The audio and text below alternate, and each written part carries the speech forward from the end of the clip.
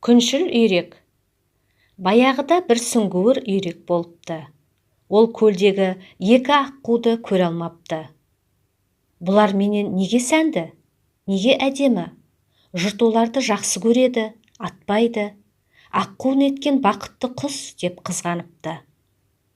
Аққуды көре алмаған сүңгуір үйрек бір күні түлкіні көріп, «Түлкі, түлкі, сен неге мына семіз аққуларды жемейсің?» дейді. «Олардың ұйықтайтын жерін маған көрсетші», дейді түлкі. Уәде бойынша сүңгуір үйрек аққулар ұйқыға кеткен кезде түлкіні ертіп келеді. Мұны сезген қос аққу оянып кетіп, терең суға жүзе жөнеледі.